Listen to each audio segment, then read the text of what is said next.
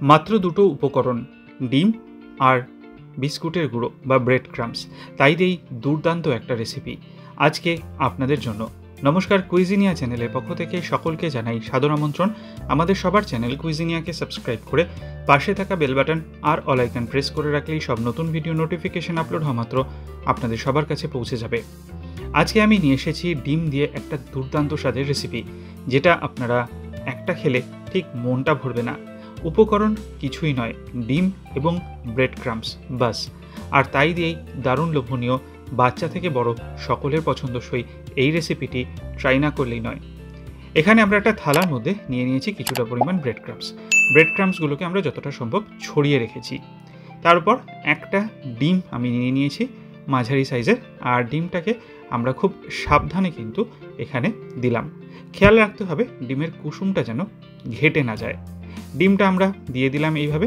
এবার এর ওপরে আমরা ছড়িয়ে দেব গোলমরিচ।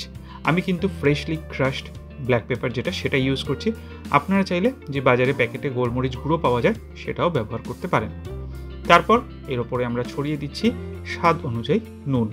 ব্রেড ক্রাম্বস এবং ডিমের মতো যতটা প্রয়োজন সেইটা বুঝে আমরা নুনটাকে ওপর থেকে ছড়িয়ে দিলাম।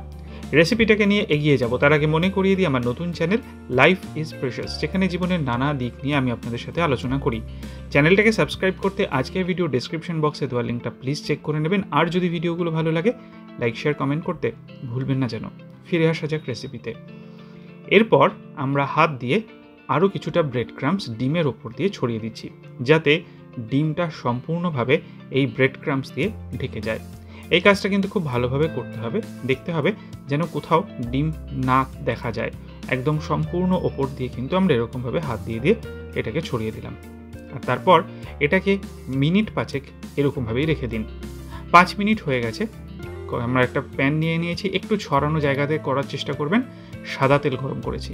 এবার খুব আস্তে আস্তে একটা চামচের সাহায্যে পুরো জিনিসটাকে এরকমভাবে বসিয়ে দিতে হবে। খেয়াল রাখবেন যেন ডিমটা বসাবার সময় ঘেটে না যায়।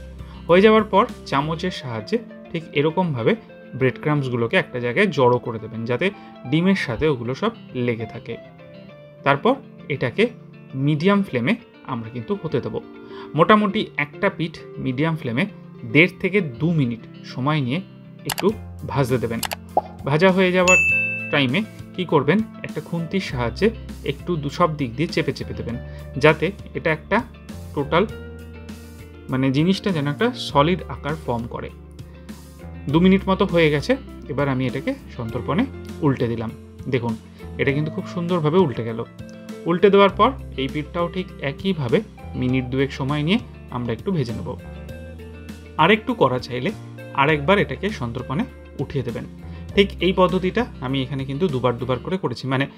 এক এক পিঠ আমি দুবার করে এরকম উল্টে উল্টে করেছি, কারণ ফ্লেমটা কিন্তু আমি খুব বেশি রাখিনি, কারণ তাতেই কিন্তু দেখুন ব্রেড ক্রাম্বসগুলো পাশে যেগুলো এক্সট্রা আছে সেগুলো কিন্তু বেশ লালচে হয়ে গেছে। তো মিডিয়াম ফ্লেমেই করবেন। আরও একবার একটু উল্টে দিলাম এরকমভাবে।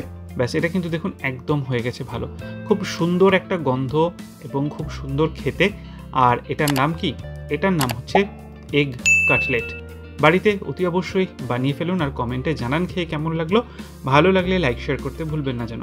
যারা এখনও চ্যানেল কুইজিনেকে সাবস্ক্রাইব করেননি, অনুরোধ করবো চ্যানেলটাকে সাবস্ক্রাইব করে এই পরিবারের সদস্য হয়ে যাওয়ার জন্য।